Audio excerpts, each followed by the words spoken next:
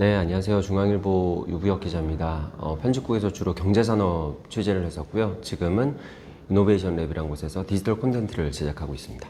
국민한테 알려야 될 이슈도 있고, 불가피한 이슈들이 갑작스럽게 일어난 일들이 많으니까 위험한 것도 있고요. 또 다소 돌발적인 상황들이 있는 현장에 가기도 하니까 위험할 수는 있는 것 같아요.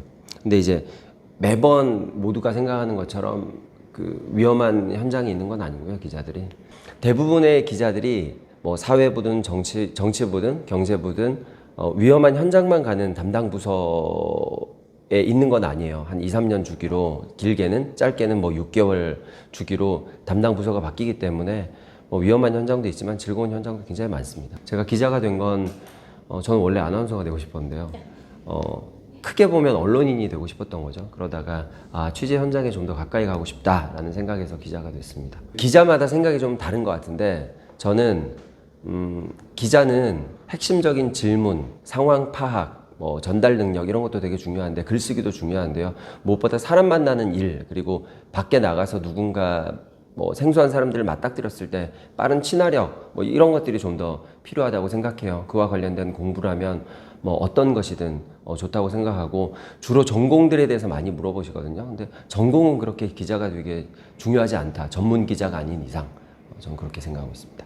그 사실은 고정되어 있거든요. 팩트는 정확해요. 사실은 움직이지 않는데 그 사실을 해석해내는 것에는 다 언론사마다 차이가 있는 것 같아요. 그래서 베껴쓰기는 사실 학문적인 정의나 이런 걸 떠나서도 윤리적인 기준에 따라서 판단하면 될 문제 같고, 대부분 그래서 기사 팩트에 있어서는 되게 비슷한데 그것을 해석해내는 그 논조에 있어서는 언론사마다 좀 그 차이가 나는 것 같아요. 그게 그 언론사 또는 기자의 역량인 것 같고요.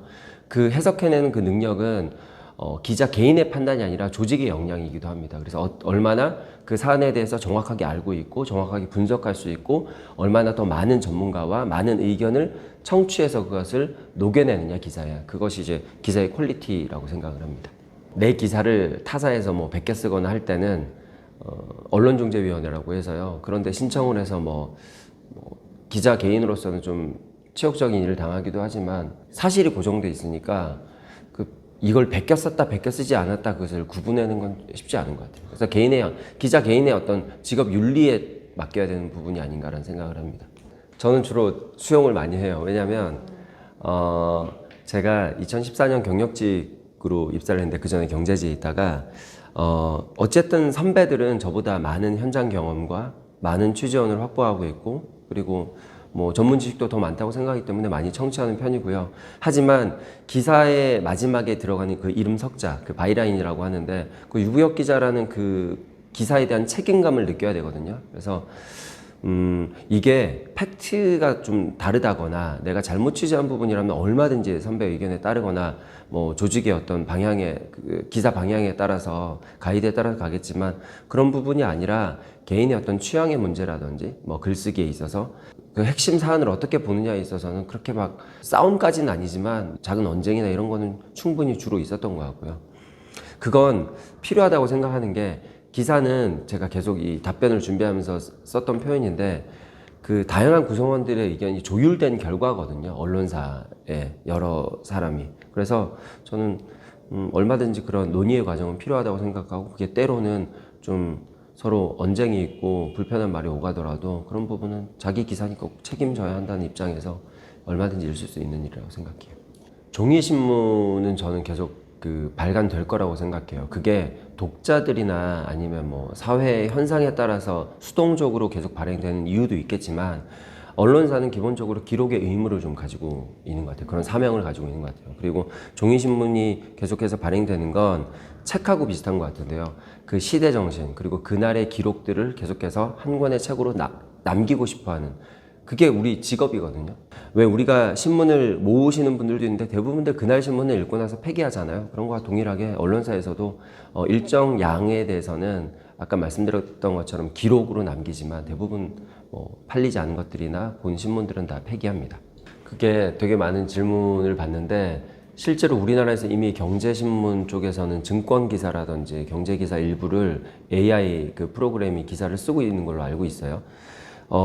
이 질문에 대한 답은 사실은 기자가 증명해야 된다고 생각해요. 그러니까 기계가 대체할 수 없는 기자의 그 본연의 역할에 대해서 기자 스스로들이 증명해낸 기계나 기술이 기자의 영역을 침범할 수 없는, 대체할 수 없는 이유는 우리가 그 설명해내야 될 것 같고요. 그게 아마 진심이 될 수도 있고 사명이 될 수도 있고 인간미가 될 수도 있고 그게 기계는 담아낼 수 없는 어떤 무엇인가라고 생각을 저는 하고 있습니다.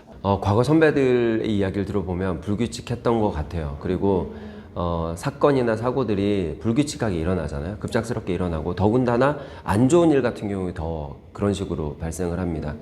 하지만 최근 들어서 기자들 역시 52시간제를 지키고 있고 그리고 뭐 제도라든지 조직 안의 룰 세팅 자체가 불규칙한 생활 습관을 좀 개선하는 데 방점을 두고 있어서 그런 부분은 많이 개선된 것 같아요. 대신 불규칙한 생활 습관은 없어졌는데요. 그 주어진 시간 안에서 요구되는 업무 범위라든지 역할에 대해서는 좀 더 과거에 비해서 더 복잡 다양해진 게 아닌가 그런 생각을 합니다. 이제 신문사마다 조금씩 다른데 한 가지 이제 신문 일면이 되게 하지만 비슷한 경우가 많잖아요. 그게 결국은 우리가 생각하는 중요한 사회적 가치라든지 관심사가 크게 다르지 않다. 이것을 방증하고 있다고 생각을 하고요. 기사와 마찬가지로 신문의 어떤 면 배치도 다양한 의견의 조율의 결과물입니다. 그래서 그 과정이 얼마나 충실하냐, 논리적인 판단을 했냐, 시대 흐름에 맞느냐, 독자들의 호응이나 어떤 기대에 부응하느냐, 이건 신문사의 어떤 그 책임인 것 같고요. 저는 일면 선정하는 기준도 결국 기사 선정 기준하고 비슷하다고 생각해요. 하지만 그 과정이 단편적이지 않다. 그리고 시간의 흐름에 따라서 그날 오후에 이제 그 저녁 때쯤 돼서 일면이 결정되는 거니까 그때까지 충분히 그 사안에 대해서 충분히 검토할 시간은 충분히 있으니까요. 그 조율하는 과정은 충분히 기사보다는 아무래도 지면 배치에 대해서는 신중하게 하는 편입니다. 그 결과물에 대한 반응이 보람이고 또 스트레스인 것 같아요. 누구나 그렇듯이 기사가 이제 제 하나의 하루의 일과에서 결과물이잖아요. 열매잖아요. 그런데 누군가는 댓글을 통해서 또는 공유를 통해서 응원을 해주시는 분도 있고 추가 기사를 뭐 요청할 때도 있고 또 기사를 보시고 뭐 그런 인물을 만나고 싶은데 아니면 이런 건으로 연결을 해줄 수 있나요?부터 시작해서 다양한 뭐 반응이 옵니다. 그럴 때 되게 보람을 느끼고요. 하지만 반대로 요즘에 기레기라는 말 많이 하는 것처럼 안 좋은 댓글이나 반응은 역시나 저는 직장인이고 사회인이고 구성원이다 보니까 거기에 스트레스는 받는 것 같아요. 그러니까 기자야말로 그날 기사에 따라서 일희일비하기 쉬운 직업 같습니다. 가짜뉴스가 불과 전 세계적으로 페이크뉴스라는 그 단어로 대중들한테 관심을 받기 시작한 건 불과 한 5년 정도 된 것 같은데요. 그게 적극적인 독자들의 관심인 것 같아요. 과거에는 독자들은 굉장히 수동적으로 기사를 접했는데 지금은 굉장히 적극적으로 뉴스 발행에 있어서 취재 현장에 있어서 좀 더 가까이 있는 것 같아요. 그러다 보니 뉴스 생산의 주체가 되기도 하고요, 때로는. 그리고 통신기술 발달로 사실관계를 확인할 수 있는 그 시간, 방법이 굉장히 짧아지고 다양해졌습니다. 그래서 가짜뉴스는 과거에도 있었지만 지금은 오히려 가짜뉴스를 감별해내는 그 판단 기준이나 이런 것들이 방법이 되게 다양해져서 그게 화제가 되고 있는 것 같고요. 공정한 기사가 뭘까 할 때 저는 그게 다라고는 생각하지 않지만 공평한 입장이 전부라고는 생각하지 않아요. 공평한 입장 전달은 기본이 돼야 되고 여러분들이 정치적 중립성이라고 이야기하는데 그 정치적 중립성이 어떤 편에 서 있다 이거는 정치적 중립성은 아닌 것 같고요. 분명히 언론사마다 어느 정도의 그 사안에 있어서 입장은 있는 것 같아요. 그걸 우리가 조금 안 좋은 말로 뭐 프레임을 짠다라든지 프레임을 가지고 있다라고 이야기하는데 저는 어떤 사안에 있어서 팩트 이외에 대해서는 언론사가 입장을 가지는 것에 대해서 그렇게 이상하게 바라볼 것만은 아니다라고 생각을 합니다. 기사를 접할 때 과거는 그냥 그렇다더라 카더라 뉴스라는 말이 있었거든요. 저는 좀 똑똑한 독자들은 그 기사를 읽고 좀 더 적극적으로 그 사실관계를 파헤치거나 그와 관련된 다양한 기사들을 통해서 본인들이 조금 더 판단하는 능력은 가져야 되지 않나 그런 생각을 합니다. 되게 많은 분들이 기레기라고 부르면 기분 나빠요 라고 하는데 저는 기분 나빠할 게 아니라 아파야 된다고 생각을 해요. 그 기자 입장에서. 왜냐하면 지금도 좋은 기사를 쓰는 기자들은 얼마든지 칭찬받고 지지를 받고 댓글로 뭐 칭찬을 많이 해주시거든요. 그래서 이거는 기자와 언론사를 분리해서 볼 게 아니라 기자와 언론사 모두가 그 숙제고 과제인 것 같아요. 어느 정도 그 불편부당한 그 진실에 대해서 불편부당한 입장을 가지고 있지 않았던 언론사나 기자들에 대한 지금까지에 대한 질책이기 때문에 뭐 기레기란 표현에 대해서 굳이 그렇게 막 예민할 필요는 없다. 예, 그렇게 생각을 하고 또 그것에 대해서 우리가 어떤 입장을 취해야 되느냐라고 했을 때는 그렇게 하죠. 좋은 사람도 있고 나쁜 사람도 있는데 뭐 기레기라고 해서 모든 한국의 기자들을 싸잡아서 기레기라고 하지는 않으니까 기레기가 되지 말아야죠.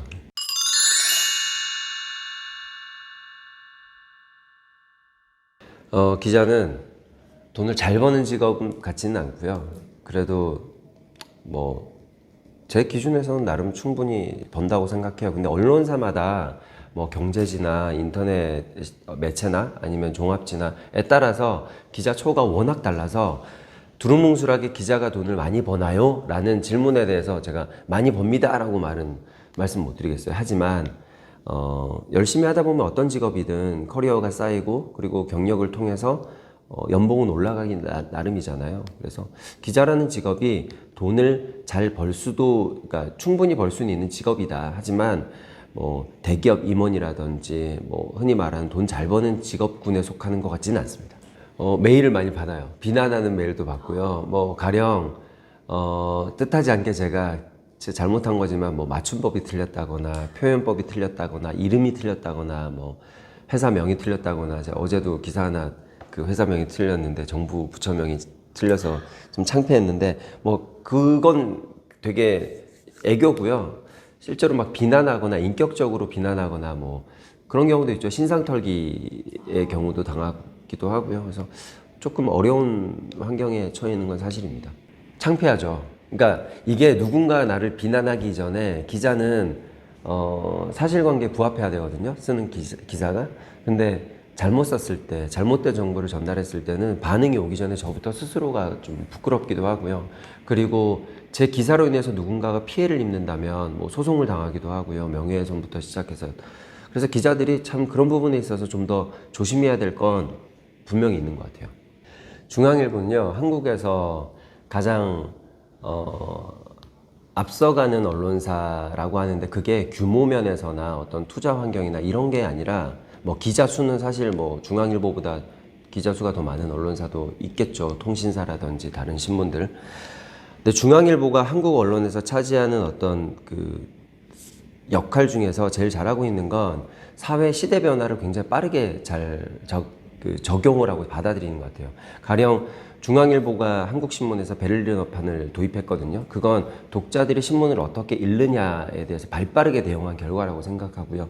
최근에 2010년 이후에 중앙일보가 디지털에 굉장히 많은 영향을 쏟고 있습니다. 기자들도 그렇고. 그래서 신문이지만 글뿐만 아니라 영상이라든지 디지털을 통해서 우리가 취재한 결과물들을 어떻게 좀 더 쉽게 독자들에게 전달할 수 있을까? 이 부분에 대해서 많은 고민을 하는데 그 고민의 중심에 디지털이 있는 것 같아요, 중앙일보는. 그래서 저는 그런 열린 환경이 중앙일보의 가장 좋은 가치라고 생각을 하고요. 그리고 내가 입사하길 참 잘했다라고 생각하는 부분도 그런 부분이에요. 언론사가 조금은 위계 질서가 있고, 왜냐하면 우리가 진실을 다루는 그 업종이다 보니까, 사실을 다루는 업종이다 보니까 엄격한 면이 분명히 있거든요. 하지만 조직 분위기가 굉장히 유연하고, 그리고 어떤 새로운 길을 모색하거나 새로운 것에 있어서 도전하는 데 있어서 아낌없이 회사에서 지원하는, 그게 꼭 돈만은 아니지만 지원하는 그런 문화가 있습니다. 그래서 그런 부분에 있어서 저는 중앙일보가 한국 언론사에서 리드하고 있는 부분이 있다라고 생각합니다. 그럼요, 직장이니까. 그래서 실제로 최근에 그 노보라든지 사보에 보면 뭐 사내연애를 통해서 결혼하는 경우도 꽤 많은 것 같아요. 그래서 남녀가 모인 곳인데 왜 스파크가 그런 좋은 애틋한 감정이 일어나지 않겠습니까? 사내연애가 저는 오히려 기자들 같은 경우는 하기 쉬운 것 같고요. 네. 가령 검찰 출두할 때 보면 많은 기자들이 현장에 모여 있잖아요. 사실 그게 너무 많은 기자들이 있다 보면 몸싸움이 일어나기도 하는데 사실은 그런 그 몸싸움이 예상되는 환경에서는 기자들끼리 서로 사전에 조율을 충분히 합니다. 그래서 그런 경우가 과거에는 좀 많았던 건데 지금은 기자들끼리 뭐 간사단이라고 해서 취재 현장에서 그런 조율하는 환경이 있기 때문에 자주 있는 것 같지는 않고요. 하지만 뜻밖의 상황에 어떤 사고 현장이나 사건 현장에 갔을 때는 그런 사전에 조율할 수 없는 환경일 때는 몸싸움을 하기도 해요.